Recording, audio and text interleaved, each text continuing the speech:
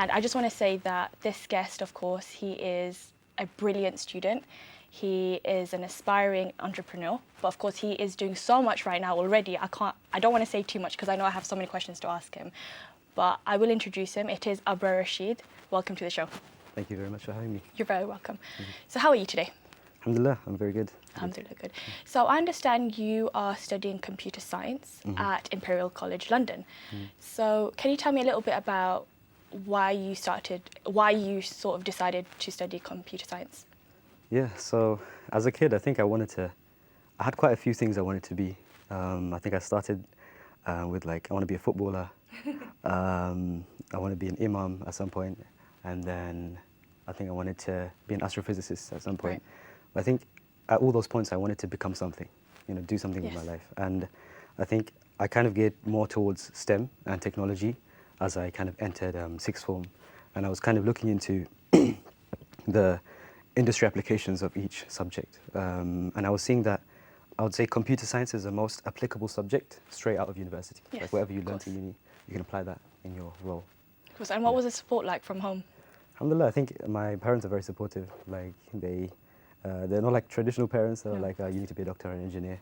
But I think I was kind of going towards the engineering part anyway, so alhamdulillah. Yeah, alhamdulillah. And of course, I know we're joined by your family today on our set, so it's amazing, alhamdulillah. So then you decided, of course, to study computer science. And what has it been like so far for you? Being first year, did you find it a bit difficult, or was the support there? What was it like?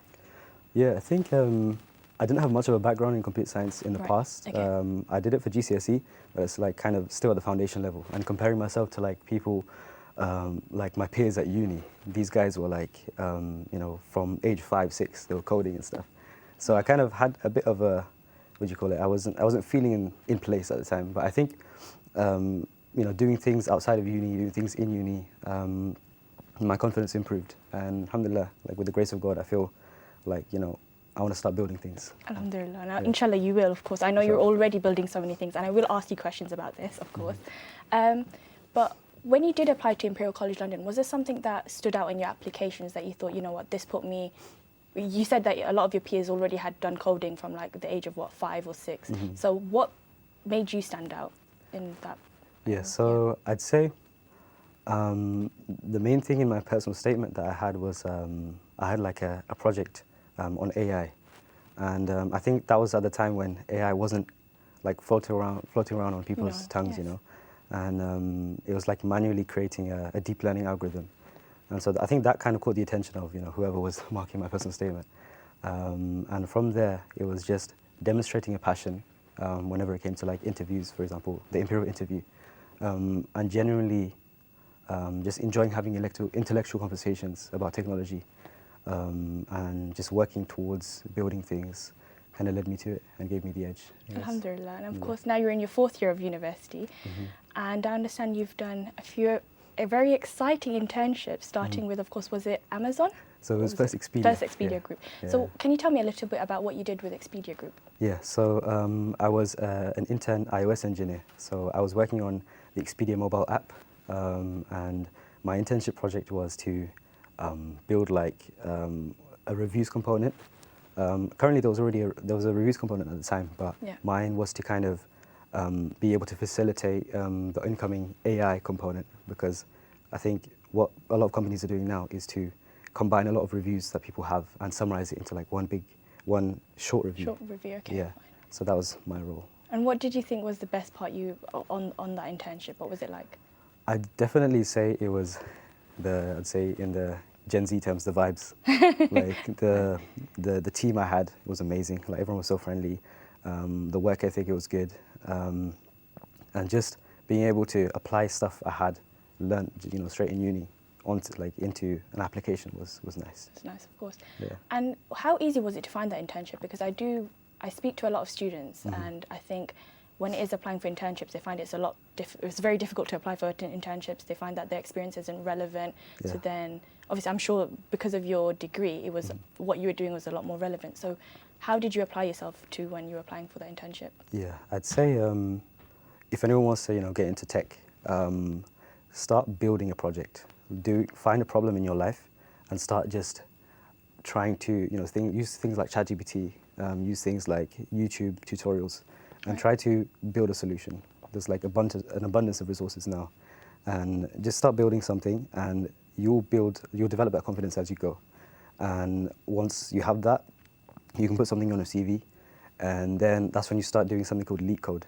So LEET code. Okay, you're probably more well versed in it than I am. Yeah. So I'd strongly suggest doing that. And yes, just start doing interview prep, and I think that's all you need for a tech role. And I think the superpower that I had, that I'd strongly recommend any viewer do, is just tahajjud. Like tahajjud is, I'd say I don't deserve any of these things. Like Allah just, chose to bless it because of tahajjud. So yeah, I'd say that's the most important thing, aside from all of these things. And of course, tahajjud then led you to more opportunities, of course, after that, because I'm looking at the things on my iPad right now and I'm thinking, wow.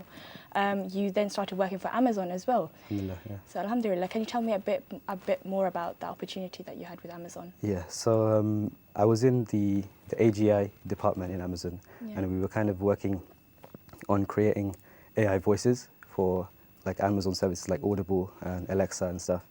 So yeah, I was kind of helping facilitate automating model deployment, AI model deployment. And yeah, still a very techie role. But I think what I want to do now is, like, instead of working on something really niche like that, I want to build something bigger and, solve an actual real world problem that Muslims face. You are solving so many problems. I'm literally looking at it. I'm just like, where do I begin? But of course, then you have this tech startup, which I understand is called Suffer. Yeah. Can you tell me a little bit about Suffer, please? Yeah. So it's not my startup, but I was joined. Your friends, yes. Yeah. I joined. So me and my friend wanted to solve a problem in the Muslim space, because we kind of wanted to improve the Muslim economy and increase our contribution in the world. And so we're thinking, what type of problem can we solve? And I think my dad actually raised this at one point. He was like, Muslims travel to different places, and it's always a struggle to have halal food and to find a place to pray. Yes. And prayer times are different in every place. So we kind of wanted to create a unified experience for this. And we kind of went to a lot of networking events and started talking about our idea, and we made prototypes by then. But with these prototypes, I think we were slightly behind another group of people that we only heard about after the event. And they were building something called Safar, and ours was called Musafir. Okay. So we were like, okay, I was thinking, should we compete or should we join forces? And I think as Muslims, we should, always try to benefit each other. And I agree. Being together, we can do something greater. So me and my friend, we decided to join these guys with Safar, and now, inshallah, we're on our way to building the first Muslim travel companion app. Inshallah, it's going to be great, of course, and I can't wait to use it. Inshallah. And then, of course, now I understand that you have another project called Project Ihsan. And I've read it, and it sounds amazing. It's something that I think everyone can benefit from within our community, especially the youth. So can you tell me a little bit about this project? Yeah, so Project Ihsan is an initiative that me and my cousins took. Alhamdulillah, we were blessed to be, studying in good places. And I think with that blessing, we have a responsibility. And that responsibility is to help, the rest of the ummah, come to a place where we can have impact in the world and be recognized in the world. And so Project Ihsan is a project to help create the next generation of Muslim pioneers of society, like doctors, engineers, entrepreneurs, lawyers, all of these things, and kind of re-establish the Islamic golden age. So that was a time when figures like Al-Khwarizmi, this is the guy that made algebra with his book Al-Jabr. And then the first, the Muslim woman, Fatima Al-Fihri, she's the one who created the first university in Morocco. So stuff like that, we want to, make Muslims become at the forefront of society again. And I think, Project Ihsan is an initiative we took to make careers advice, internships, tips, and stuff like that. We want to have master classes to help people, get into careers they want to get into. Maybe even in the future have networking opportunities, big events and startup accelerators. Of course. Yeah. And is this something still in the works at the moment? Or yeah, we just started very recently. We went public last week. Oh, alhamdulillah, that's amazing. And of course, with the future events, how can someone take part? Could it be anyone in the community or just... Even outside of the community, anyone who wants to, anyone who's ambitious and, wants to make a contribution to society, become something, yeah, just go over to see our Instagram. It's like the Project Ihsan.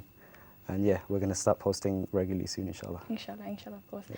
I think I was going to ask you a question about the projects that of course you said with Safar, you had someone who sort of had the similar project. Mm-hmm. At that point, how did you come to that decision? Like, you know what, I want to, of course, join forces, because you're thinking I could have something of my own, but then when you are working with someone else, I do believe it's not your own project, it's also theirs. Yeah. So how do you sort of fight those internal battles? I think, yeah, it definitely was an internal battle.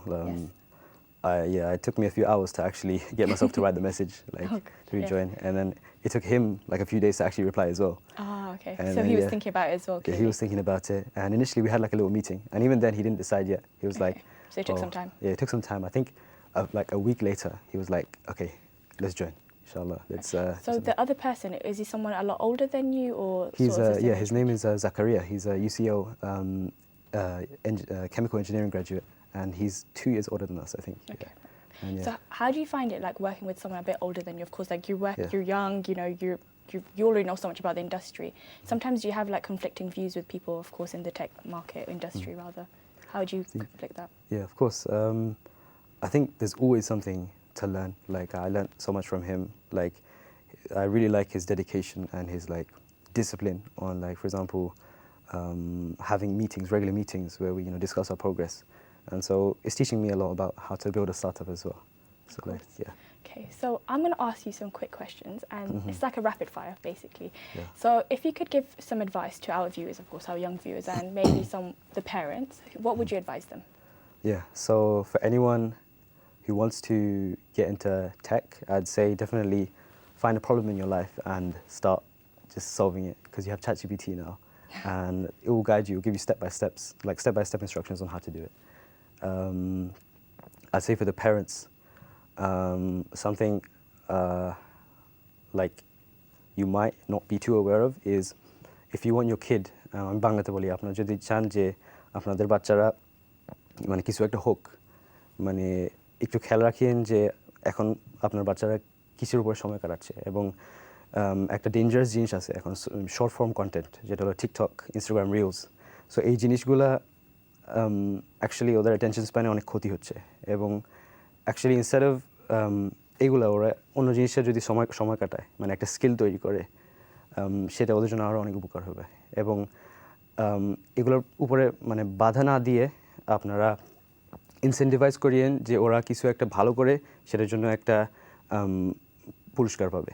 যেমন আপনি যদি মা হন, আপনি বলতে পারেন আপনার ছেলেকে যে তুমি এই সপ্তাহের মধ্যে 3টা পাস পেপার করো ম্যাথসের জন্য, তারপর মানে at the end of the week আমি তোমাদের জন্য বিরিয়ানি বানাবো।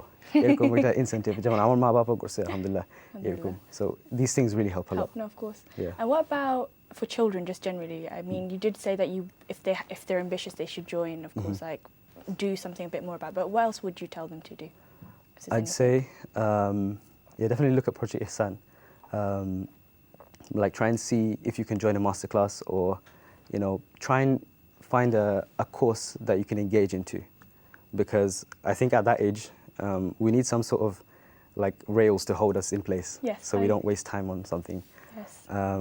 And definitely do have fun, but what I'm just saying is like make sure to value your time, because later on you're going to realize the value of the time you had now. I agree, definitely. And of course, the last question, because we are at the end of the year and you are our last guest of the year, thank God for that. Thank God for the last year, but of course we'll have you more on the show. Is that, what are the 5 things that you've enjoyed most about 2024? Okay, the 5 things. I'd say the number 1 thing is the amount of stuff I've learned and the amount of stuff that Allah has given me the exposure to. Alhamdulillah, yes. Like this internship, for example, was it was 6 months long, so I had plenty of time to actually. That was a lot of time, yes. Yeah. A lot of these internships, they end up being 1 week and you're just in and out. Yeah. And of course, 6 months is a good amount of time to learn something and really take it in. Yeah. Of course. And it was a very good amount of time. And then another thing would be like getting into this entrepreneur space. Like that was another. I think that was the next. I'll probably say that's the best thing.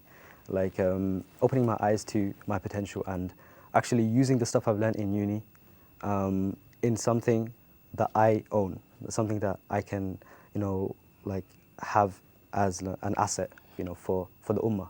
Because I'd say if you work for a general company, because most of these companies are Western, Yeah. and I'd say it's our time now to start, helping the ummah thrive. Yeah, of course. And yeah, I'd say this entrepreneurship opportunity has really opened my eyes to helping the ummah. Of course, alhamdulillah. And I mean, what a great way to end the year, of course, alhamdulillah, and wishing you all the best, inshallah, for, so much. The projects that you're working on, and of course, just finishing the degree. I mean, you're in your 4th year now, so it's going to be amazing, and I can't wait to see the amazing things that you do, inshallah.